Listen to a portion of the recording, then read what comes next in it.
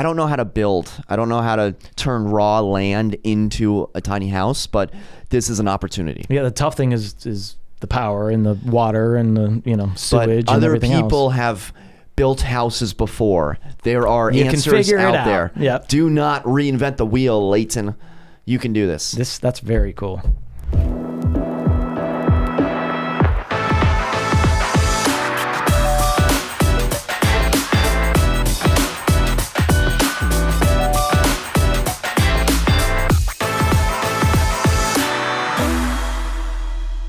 How's it going, everyone? Welcome back to another episode of the Shawn and Matt Show. In today's episode, Shawn and I are going to be talking about the HGTV top tips for 2023. A couple different experts on HGTV, what they are suggesting home buyers and sellers do and home renovators do for 2023. We're going to be talking about a controversial new law in Florida. Shocking, something in Florida is controversial.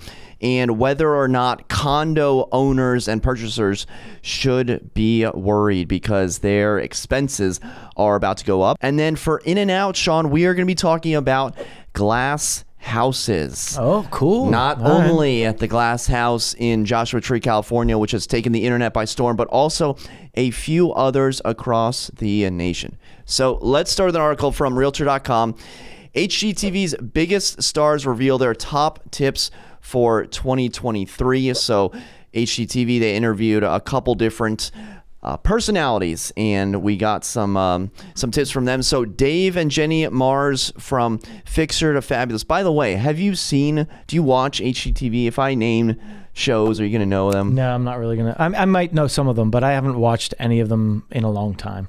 That's so funny because, Ryan Tannehill, the quarterback for the Tennessee Titans, and he was on the Dolphins beforehand. When he was drafted, they asked him, hey, you got some divisional games coming up, and he didn't know the teams in his division. Imagine someone gets drafted for the Ravens and they don't know that they're playing the Steelers and the Browns. Yeah. But I feel like, Shawn and I are real estate agents. It's okay for us not to know every single real estate show out there. It's because, you don't want to watch it all the time. Like, we do this all the time. I don't want to get home and then watch another show about real estate. So people watch HGTV as an escape. Yeah. We watch something else as an escape from right. real estate. Dave and Jenny Mars, Fixer to Fabulous, always look forward, never look back. Pretty straightforward, but I think it's ever present now, especially. They're saying, oh, if I would have, bought this one, if I would have, paid a little bit more, if I would have just held on to this one. But that's a very dangerous game to play when you're, looking in the rear view as opposed to, always looking forward. Oh, yeah. I mean, you could do that with everything in life, stocks, whatever, right? I mean, so... Russell Holmes from Renovation Impossible.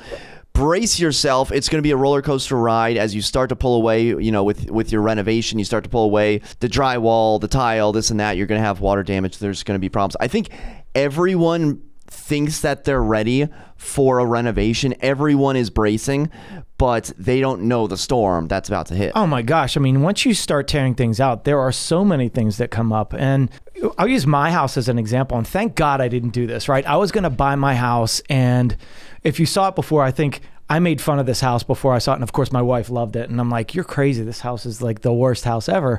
It was a big house, but it needed a lot of work. But I was thinking, all right, well, if I can get this at the right price and then I can do the renovations myself, then I can score, right?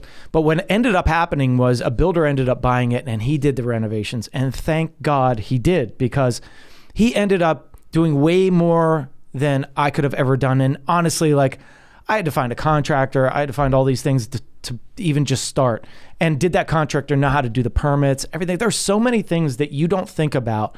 Even us as real estate agents, we don't flip properties all the time. These people that flip properties or do the construction, they know how to get your permits and everything. So it's way better to use somebody that has the knowledge in the area and knows how to get the permits and everything. But they ended up going far and above what we would have ever done. And not only that, they structurally put so many structure things in there. And so think about when you start tearing things out and you're like, well, wait a second, this house was added onto here and added onto here. And there were so many things added onto the property with different permits that this builder then had to go and figure out and say, all right, well, I have to get an architect in here to see if this is structurally sound. So there's so many costs that can be involved that you never thought were there. And then you're finally opening up the walls and you can't see the foundation inside these walls. You don't know what's happening in there. So you could pull something apart and you can do your best at doing an inspection, but lo and behold, there's going to be something behind those walls that you find and you're going to have to fix it. And foundation problems can be a lot. Now, one thing that you could get around is to do an infrared scan. Our home inspectors do an infrared scan, which detects moisture and kind of hot and cold in walls. So that can be an indicator of things behind the walls. But it's always scary. You never know what you're going to get, especially behind the walls. And then they undersold it to you. The builder undersold it to you. Hey, maybe. You got a good deal on it. I think I got a good deal, but did he undersell it? I don't know. I mean, for that time when he sold it to me, first of all, I bought it when it was studs inside. So not many people are going to go in and say, all right, I'll buy it, right? It was bare bones in there. And I'm like, all right, I'm going to spend 1 point.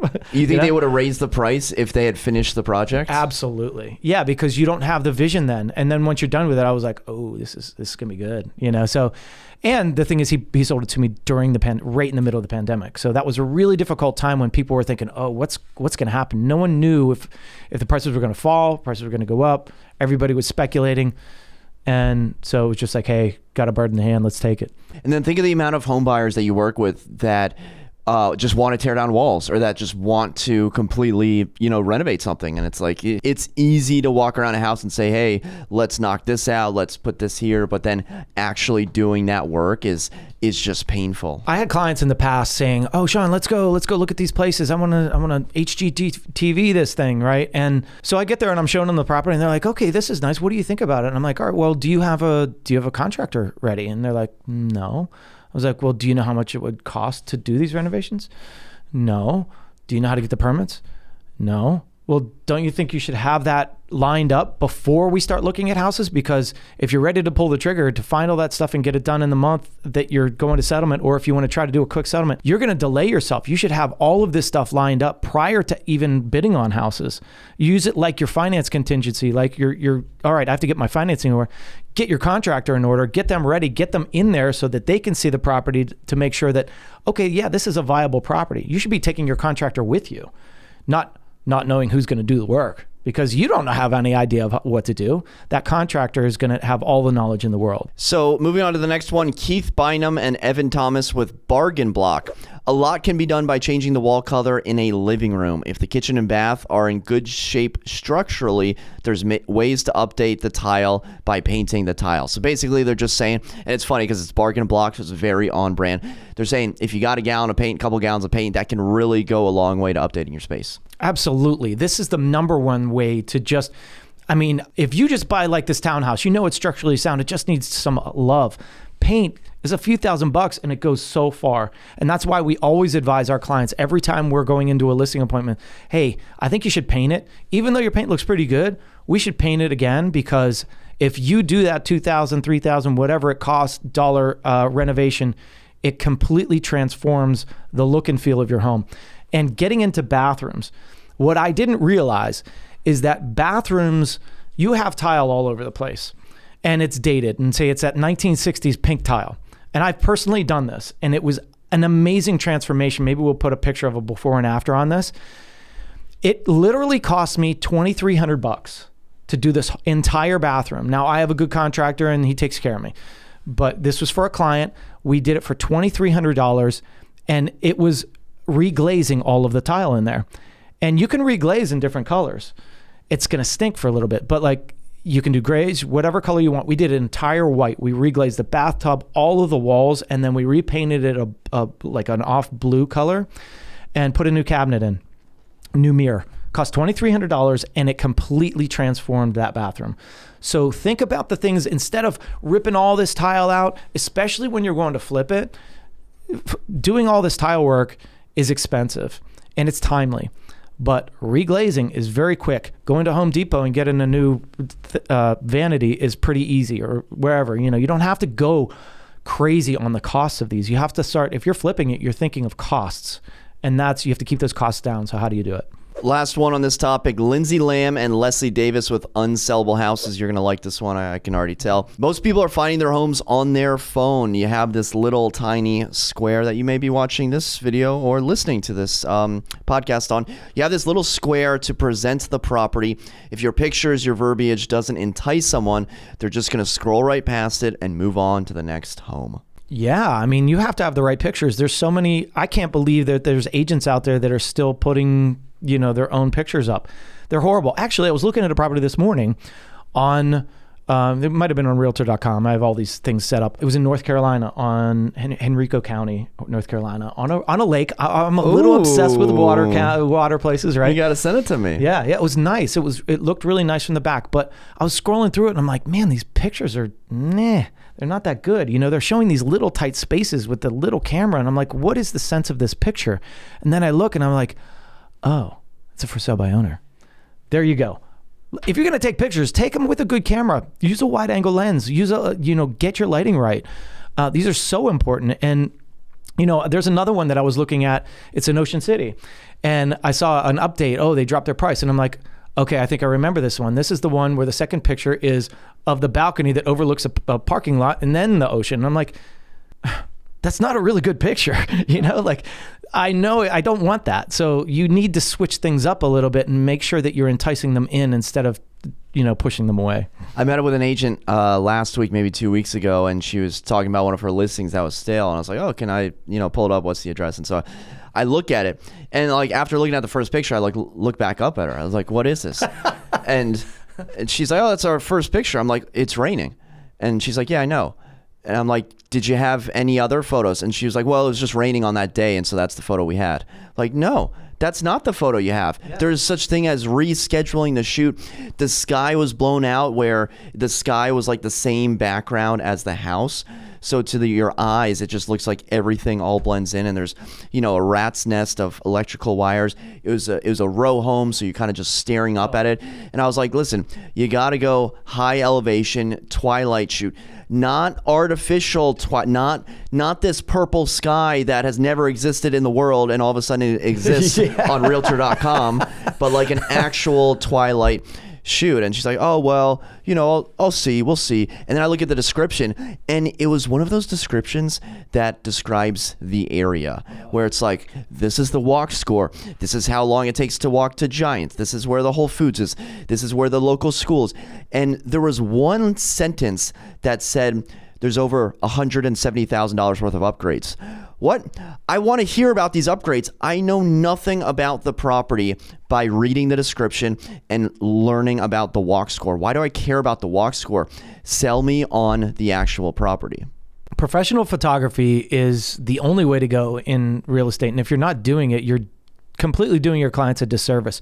And like you said, to your point, you can always reschedule. Even if you have to go on the market and they're like, no, we got to do it. Well, there's photo tricks, right? They can put a normal sky behind a rainy sky and it'll look normal. Yeah, sometimes they over beautiful clouds and beautiful sunsets. Just watch how crazy they go on that. But they can do it pretty seamlessly. And I've actually had it done because of rain. But you can reschedule them. The worst thing you can do is go on the market and not be perfect. That's the worst thing. I was talking to agents this week, and what's selling right now is one agent was saying, either you don't do any work or you do everything. Don't half-ass it, because that is only saying, oh, you're getting people in there, and then they're like, well, now I got to spend $20,000 on this and $15,000 on this and blah blah blah.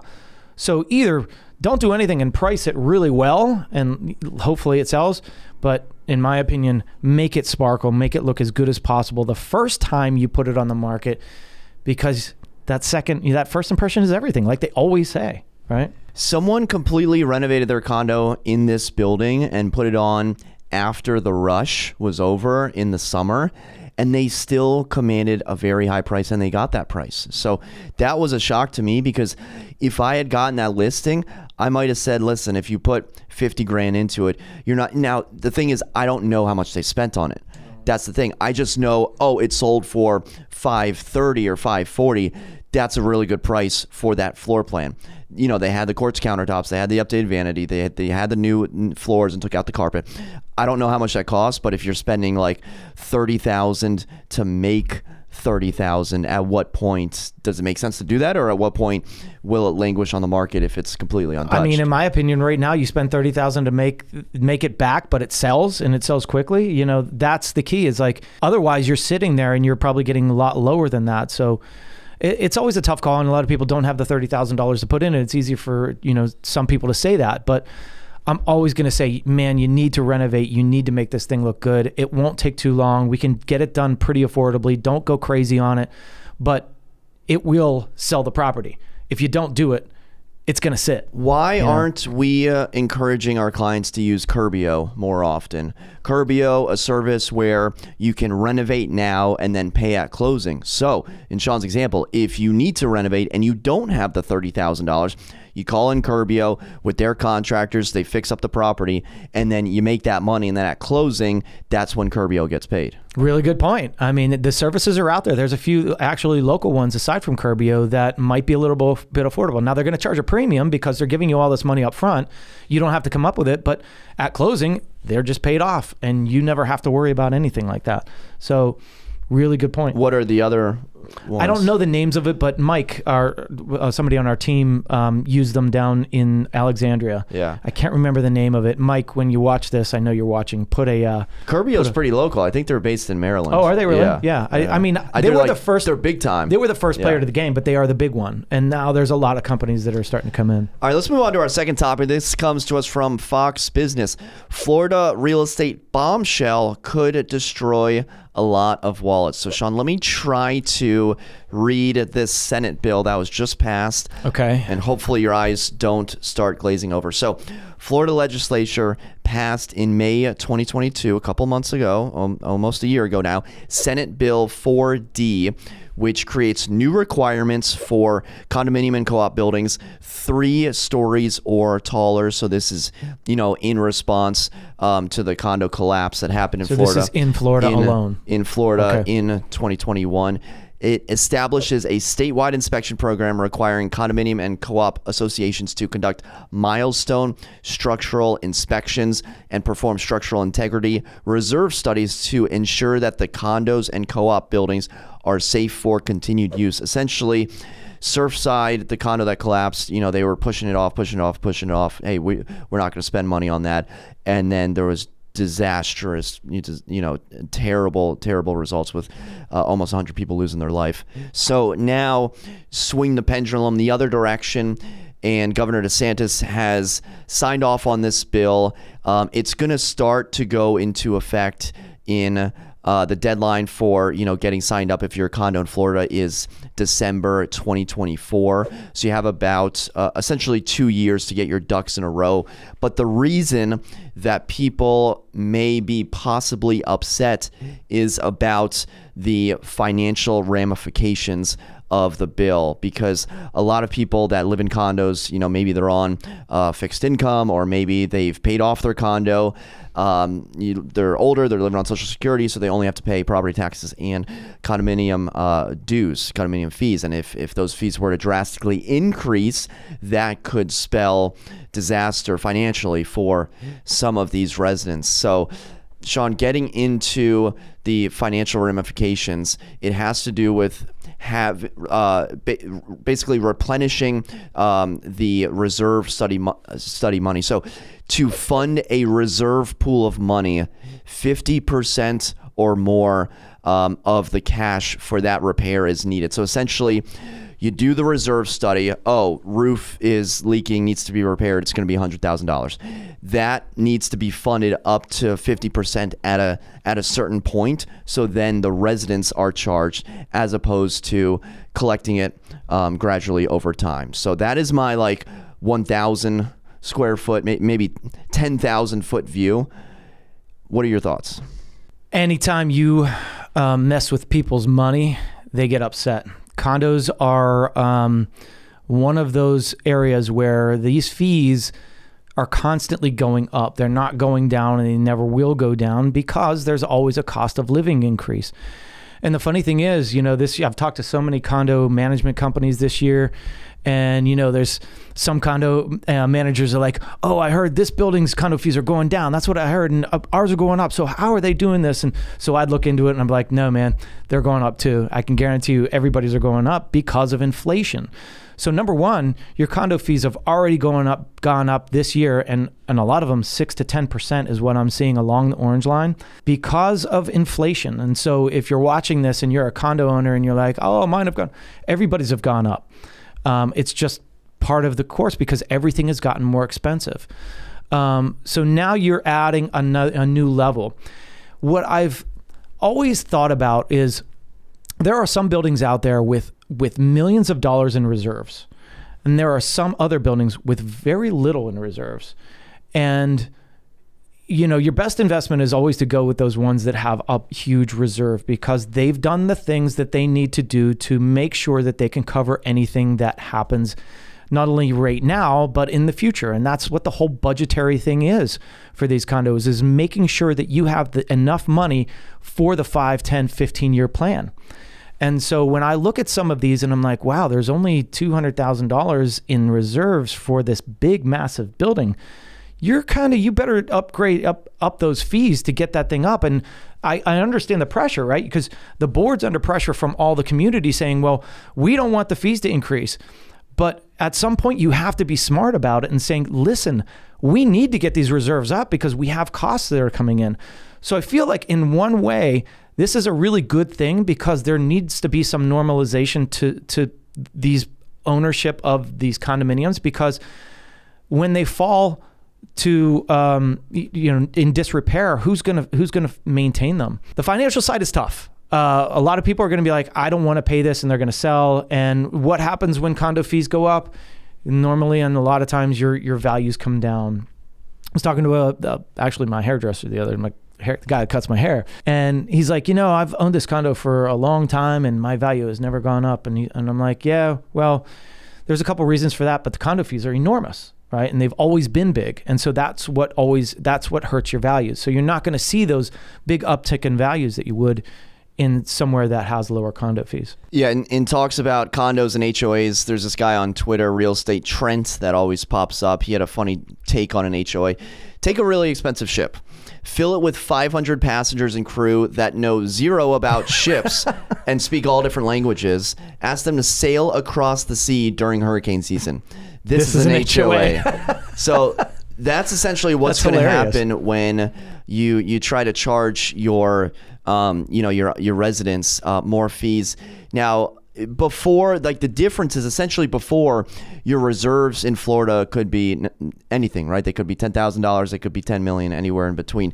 Now, with this new law that's been passed, they have to meet a minimum threshold, and you have to submit that threshold to some sort of governing body.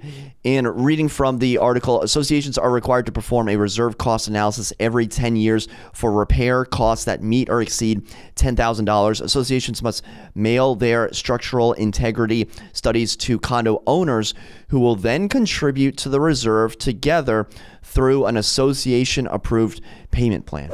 Do you know what association-approved payment plan sounds like? A special assessment. Sounds like a special assessment. So I don't know if it's essentially going to be a special assessment on top of a condo fee, but it's certainly tracking that way. I'm not in fear of special assessments personally. I think that you would, in my opinion, wouldn't you rather pay for something outside of a condo fee? Because once you raise that condo fee, it's not going back down. But you have a special assessment, a note that you're paying off on the side on top of your condo fee. At one point, that note's going away. And so your condo fee is not going to get hit. And in return, your value's not going to get hit. But if you're adding, and you're just saying, let's just add it to the condo fee, boom, your value's getting hit.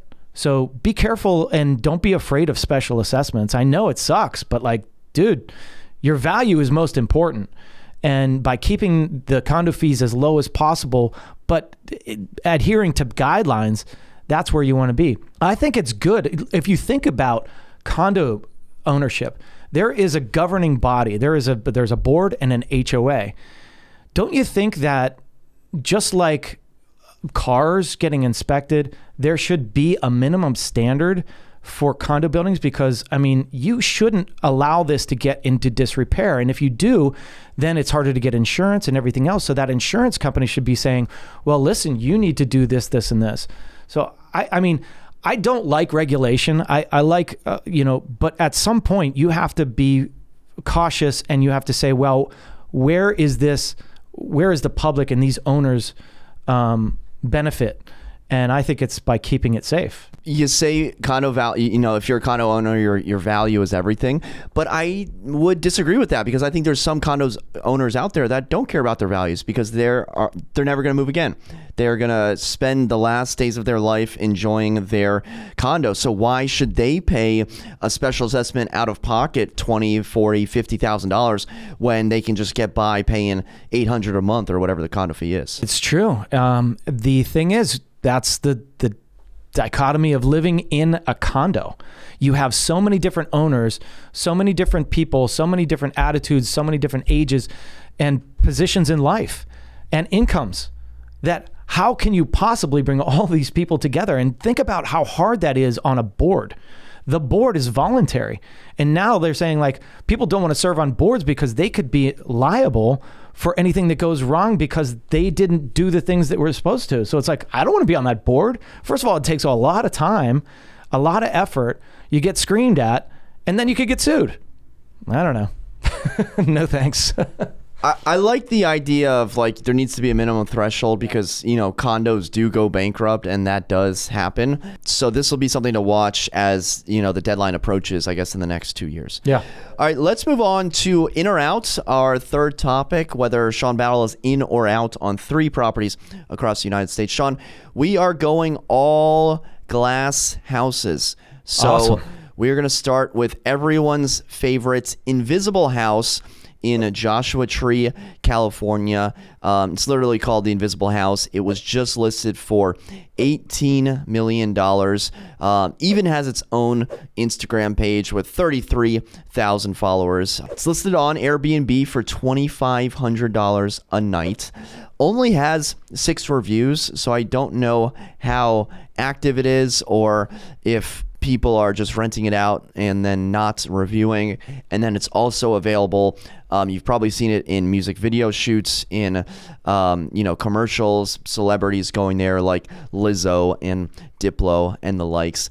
Shawn, are you in or out on the Invisible House in Joshua Tree for $18 million? This is the coolest thing I've seen in a long time. When I saw it pop up on Instagram, I was like, man, this is like, you can't even see the house in one of the shots. I'm like, wait a second, where's the house? And you got to dig into it. And I mean, the pictures are fantastic. In my opinion, this is way undervalued at $16 million or whatever it is. I was thinking $32 million or whatever. Granted, there's nothing around it, but man, this is the coolest thing, one of a kind. I'm completely in. I'm so torn because part of my soul loves Joshua Tree because I went there, and I volunteered there for a week, and I camped outside, and at night you hear the coyotes howling in the distance, and then you wake up and you have like an egg sandwich over fire, and then you clean up the trails and whatnot. See, I've never done that. That's a cool experience. But I went for volunteering. I didn't go for vacation, and I know people do go for vacation, but I don't know if the desert would be my first vacation home. And then I thought to myself, well, am I just a hater? Am I just a hater? So I'm trying to wrap my head around this because I like Joshua Tree. I like the idea of the Invisible House.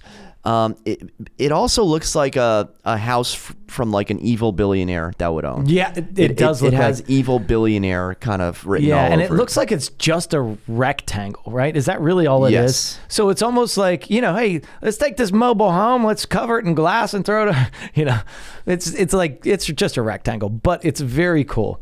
And this picture, okay. Joshua Tree, I've never been there, but I'm like a star fanatic. I love looking at stars. I want to go somewhere where it's completely black and just look at the stars. And that is the picture that gets me right there, where you can see the Milky Way and it's just amazing shot. In the pool, I mean, come on. But I feel like I'd fall in. Like, it's so narrow over here. Yeah. I think this would be great for like a corporate retreat and whatnot, and I'd love to stay there for like one night. But I don't think if someone buys this, I don't think it makes sense to put it on Airbnb. Like, they're trying to have this as like a business, like an income producing property. You want to do it? You want to go there one night? Me and you will split it. We can have a battle group company retreat. Let's do that. Yeah, it'll be quite the write-off. If anybody wants to fund that, there's a GoFundMe page. Yeah, we need to talk to a couple title companies and a couple lenders. That's right. That's right. So let's move on to the next invisible house. Let's go to Tennessee, Shawn. So a mirrored Tennessee treehouse with an invisibility cloak set to take root in Tennessee's mountains. So this is a cubed and mirror treehouse. This treehouse is so hot right now in between Pigeon Forge and Gatlinburg, Tennessee, in the Smoky Mountains, of course. And it's not a tiny home. It's about 1,150 square feet. It was listed for $635,000, so much more palatable for the common folk. 2 beds, 2 baths, under contract. Shawn, what are your thoughts on new construction, invisible treehouse, 635 in Gatlinburg? Say no more. I'm in 100%. I think it's amazing. I don't care where it is. Anything like this is just, I mean, I'm probably going to say yes to all of these because they're amazing. They're just so cool, unique. It's in the kind of in the woods on this one, but the reflection of the trees in this house is just amazing. What if someone just had a mirrored house in the middle of Arlington, just like a standard single family in like Lion Village? That might be different. Might be different. Yeah. You just see like the dog walker looking It's at like, themselves walking by. What's his name? Billy? Yeah, Billy's house. So what gets me is they said they've added in like bird technology to deter the birds. That's a really good point. Are birds not just going to dive bomb the house? There's going to be nonstop bird death. It's just going to be over and over again. I mean, it happens at my house, at my windows. Imagine this. I mean, you can't even see the difference in these pictures. So birds aren't going to know the difference. They're going to smack into that all day long. It's a really good point. Thank you. It was in the article, so it wasn't my point. But what do they do? Is it like an audio system? I don't know what it's bird deterrent technology is. It's a glass house. You know, the owner said That's a really good point. The builder said they took, Scandinavian minimalist design, sort of that Scandinavian wood aesthetic and feel to it, so that the house looks incredible. And I'm pretty in on this. I'm guessing you haven't been to the Smoky Mountains? No. I got to travel, dude. I'm just in jail right now with kids, man. It's like, it's hard to travel. That you love very much. I love them very much. I'm not saying that. There's bird deterrent technology, but you know what animal in the Smoky Mountains is also very common? Bears. Bears, yeah. Bears. You're telling me a bear is not just going to walk up here and look at its reflection? Oh, yeah. Now, they're black bears. And then they're going to start pouncing on it. Ah! Yeah. So speaking of birds, though, in my sunroom upstairs on the master bedroom, owner's suite, I should say, there was a dove that hit my window, and it was imprinted on. It lived, but you could literally see the wings and the head and everything imprinted on the window with feathers. It was nuts. It was there for a while. I didn't clean it off for a little while. Okay, let's move on to you didn't clean it off for? No, I just left it there. I was like, oh, poor dove. To warn the other doves. Yeah, it's like, dude, your buddy just hit here. Don't do it again. So third invisible house. This tiny glass house in Vermont is among Airbnb's most wish-listed homes as of now. So it is overlooking, green grass, which I love, and looks like a lake down there. And it's a tiny house, Shawn. Think of the Joshua Tree house and then just scale that down by about 10x. It's on Airbnb for $306 a night. Shawn, are you in or out on a tiny home invisible house? Kind cute. And this says Vermont in so many ways. It's minimalist. It's just, is it Vermont? Yeah. Yeah. Kind of not too extravagant and crazy. It's just in the hills. Yeah, I like it. I think it's cool. And how much is it? Well, it's not for sale, all right. But I'm in, man. I like it. But think like creatively, like what could you? It's got the hot tub built into the deck. It's all you need. It's got like a little kitchenette. So now I'm thinking, okay, well, because I'm so in on this. Yeah. Now I just got to find a bluff in Virginia that overlooks, not Interstate 81 or 95. And build a little tiny house. And then I don't know how much it costs to construct a, 200 square foot house. But, this was the picture that got me and that one too. Yeah. Where it's like, okay, well, it kind of looks exactly like the surroundings. Matt, like if you think about it, there's people that want to go stay in a hotel room, right? So this is a little bit bigger than a hotel room, but you're in. But people such a don't cool, go to the middle of Vermont. Well, that's what I'm saying is people want to stay in these places, but they naturally don't want to go in a hotel. You don't want to. You want to be out in everything, and a tiny house is kind of the perfect thing. It's like, in the Poconos when they have those like little love shacks, right, that you could go rent. That's the cool thing about it. This is bringing that back in such a cool way. I love this 100%. Look at that sunset, hot tub. So it's got it's this little tiny house with a deck with a hot tub built into it. It can't be all that expensive to build.